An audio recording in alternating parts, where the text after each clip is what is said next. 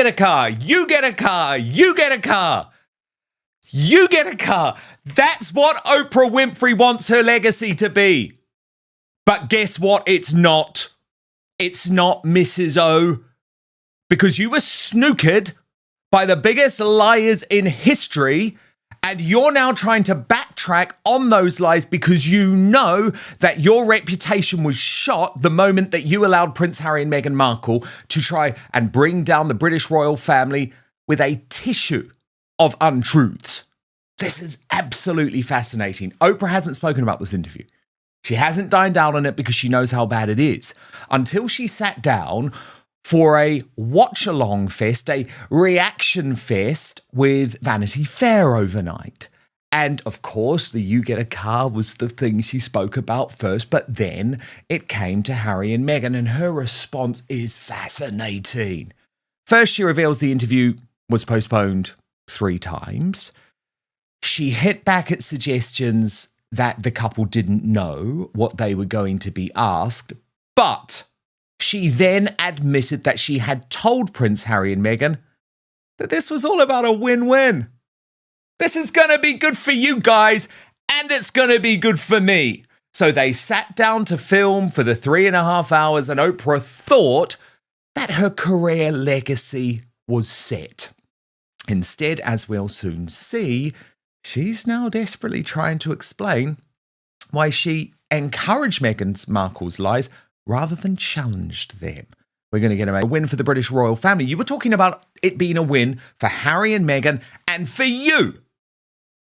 And achieving that win meant not reporting and not asking about a whole load of real stories. For example, the way that Meghan Markle had bullied staff within the palace, something I had been reporting on. So as Hans said, Oprah is clarifying her interview with Meghan today. Isn't Meghan calling the royals racists? Need clarifying and asking questions?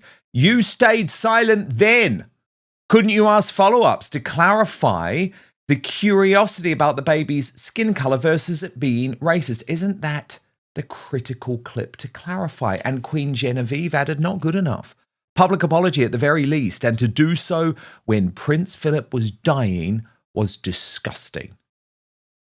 But before I get to some of the criticism that Oprah has now made of the way Prince Harry and Meghan Markle are dealing with life, I want to show you the key backtrack. And this is in regards to, and you know it's what went viral, you know it's what went around the world. Were you silenced or silenced? And Oprah is now trying to make this quite extraordinary argument. And I mean, I say extraordinary in the sense that it's totally not believable that this action was designed to push Meghan Markle into whether she was actually telling the truth. Now, Oprah, love, you've done this job for a very long time. You don't do that. What you say is you say, oh, wow, Meghan, who told you couldn't speak? We need the names. We've got to call these people out. When did they say that? Who are you referring to? Are you sure? Because, you know, the courtiers say they offered to help you and give you whatever you needed. But she didn't do that, did she? She made one movement with her finger to her mouth, and she now claims that that gives her some type of journalistic integrity. I don't think so. Literally just said what you should have asked. Were people telling her not to talk? You didn't ask that. You didn't ask that. You played into a lie. And as a result, your legacy is now trashed, and you know it. Trash Panda asking, why do you think she's bringing this all up now? Stephanie Sidley replies, because Harry and Meghan are backpedaling on the racism claims. But the royal grift ain't happy. Maybe I should post the full unedited interview on X so we don't have a rewriting of history. Fuck you, Oprah. You knew what you were doing with this script. Assholes. And then comes the pushback against the way Prince Harry and Meghan Markle have lived their lives. Now, I want to set this up because when you first watch Oprah talking about this, you don't really know where she's going. But the point she is making, and you will see it come full circle, is that Harry and Meghan are fools when it comes to the way that they believe they deserve a particular type of privacy and a particular type of protection.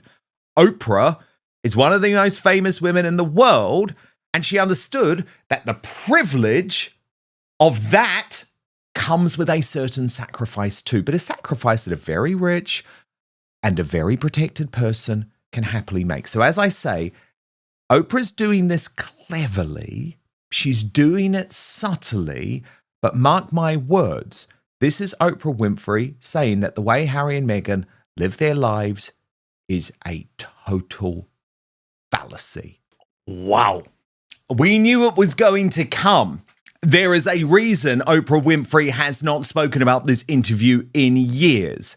But royal YouTube sensation, according to Taz, to me, this feels like a moment because this interview was historic. Like it or not, it changed the course of royal history. It changed the course of Prince Harry and Meghan Markle's lives.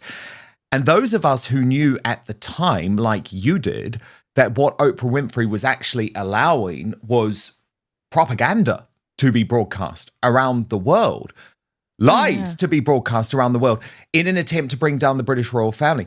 At the time, we called her out. But she was surrounded, Tash, by so much noise and so much wokery and so many people patting her on the back and saying, oh, well done, you've just changed the royal family forever. What she didn't realize is that she hadn't done her job. But I think, Tash, as Prince Harry and Meghan Markle have been exposed on such a grand scale over such a lengthy period now, Oprah has had to backtrack. And I appreciate that it was subtle, but I think she's embarrassed.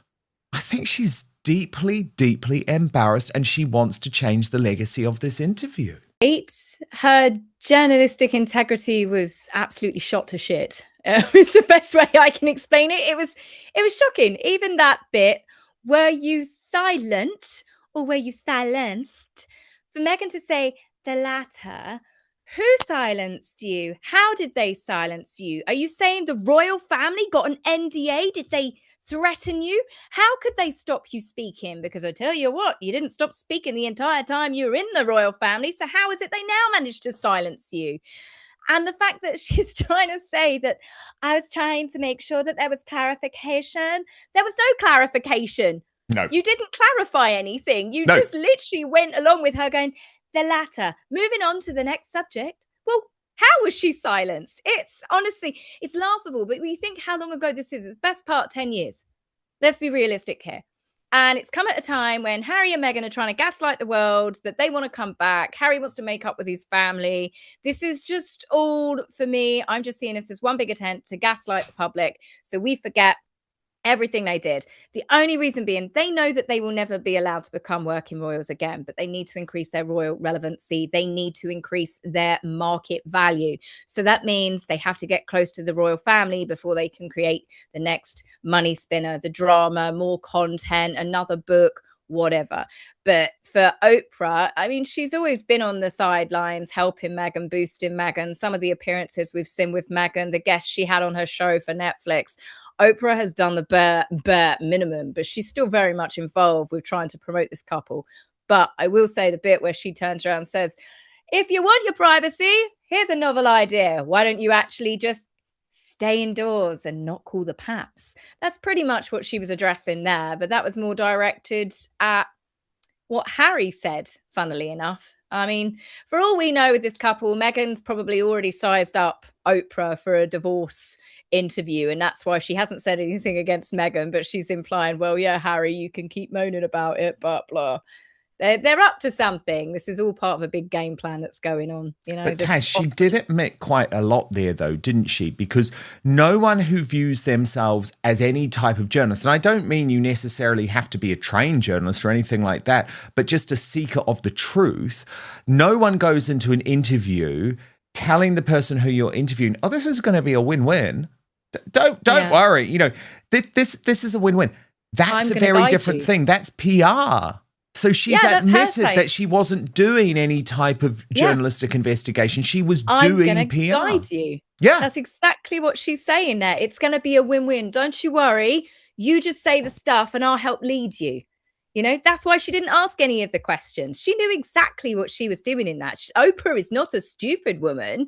It was designed to be that way. That's why she didn't push back on any of the questions. That's why when they said there was a member of the royal family that was racist, and they turned around and said, oh, we're not going to say who it is, because they knew that that put a blanket accusation over every member of the royal family. Oprah should have said, is it one person? Is it a group of people? How many people were in the room? You don't have to tell me names, but at least we can do a little bit here of perhaps, what was that game, Guess Who, when you were a kid? Slap down a few of the people that it wasn't.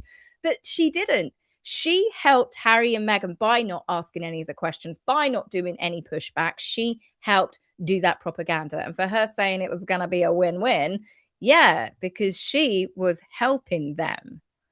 Good, she totally was, because anytime she did even gently try to nudge, what happened? All of the stories collapsed. Like in terms of the racism accusation. Oh, so what? They said it to you. This is about Archie's skin color. Oh, no.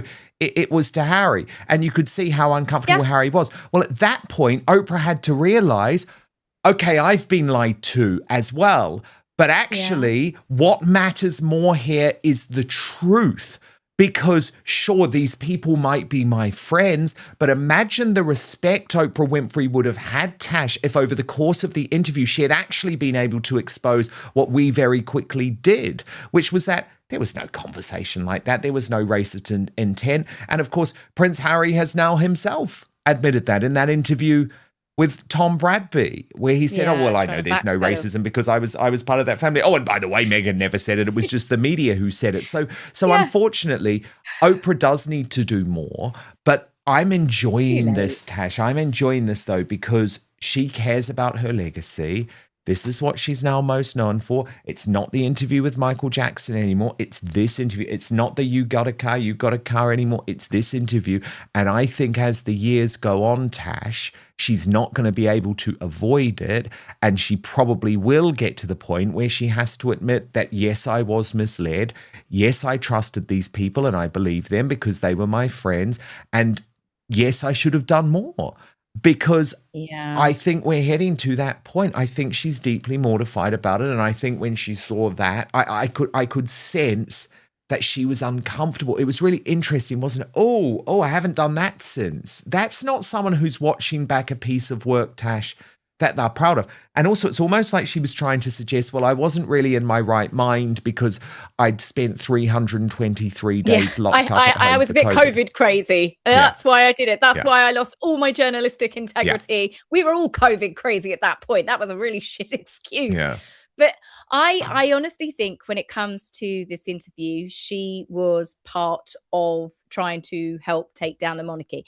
They knew they were lying. Oprah knew they were lying. You can't tell me that she didn't think that they were lying. She didn't push back on any if the basic questions, So it's really obvious that they were working together. But now that Oprah's doing this, you say it's because she wants to, she's thinking of her legacy and she needs to get away from this interview. I mean, maybe there's just something else going on in the works, really, whereby Harry and Meghan have lost all of their value.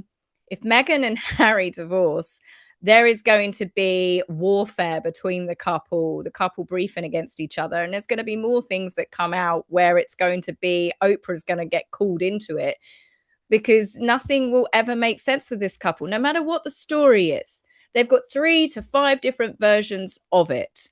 They never say the same thing, even between them in the same room. And that Harry said about the conversations, it was one person, one conversation privately with him. Meghan's like, it was multiple conversations and like she was involved in it. That was the same interview. Oprah didn't once turn around and say, well, your husband's got a different viewpoint on what actually happened. So, yeah, Oprah is trying to backpedal, but I still can't believe, would she really throw them under the bus completely and say, oh, they completely lied to me? I'm not so sure, because Meghan still will be a cash cow when she Yeah, decides I mean, to do the old exactly. divorce. I think you're right, Tash. Time will only tell. But I think actually for the moment you are right. And that's the reason she's just given her a few little nuggets here and there.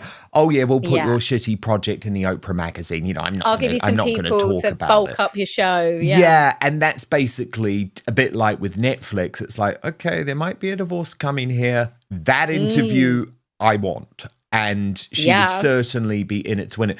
It is funny, though, Tash, seeing how many others are we going to, over time, have to watch rewrite history. Stephanie Sidley suggesting Tyler Perry will come out next and deny ever calling the Royals racist, even though we have a clip of him saying that from the Netflix show. And it is interesting, isn't it? I think a lot of these high-profile people who were used over that period, Tash, are going to start feeling increasingly embarrassed, especially, by the way, when you see in America the ongoing cachet of the British royal family, for example, looking at Taylor Swift's and relationship with Prince William and Catherine, and the fact that William appeared on the New Heights podcast. I think I'm not saying they're doing this altruistically. I think they're all doing it from a place of, oh God, we backed the wrong team. Wrong horse. Oh, yeah, completely. I mean, the people that were, really out there defending poor little Meghan, you've got George Clooney, you've got, I think her name was Javina. She was someone, she was in a couple of things like True Blood and that. She was very vocal. She was on with Gayle King talking about the receipts that nobody has still to this day, 6-7 years later, has seen a single receipt. We've seen plenty of receipts where it's been proven Harry and Meghan have lied. We've seen plenty of receipts in court cases where Harry's emailing Jason Nuff saying, we need to cover it up that we gave this information to Finding Freedom. We've seen plenty of receipts proving that Harry and Meghan are duplicitous liars and they are bullies to other people, but we are still yet to this day to see a single receipt that any member of the royal family did anything wrong to either one of them, And as for Harry, I mean, Oprah's got as much hope as dialing it back as Harry does. And for Harry, still trying to say, we never said the family was racist. They literally went and collected a Kennedy Award for fighting racism inside the royal family. It's exactly, it's go madness. figure. It's gaslighting is out of control when it comes to those two. Go figure. The discussion begins by revisiting the March 2021 interview between Oprah Winfrey, Prince Harry, and Meghan Markle. The broadcast attracted millions of viewers around the world and immediately became one of the most influential royal interviews in decades.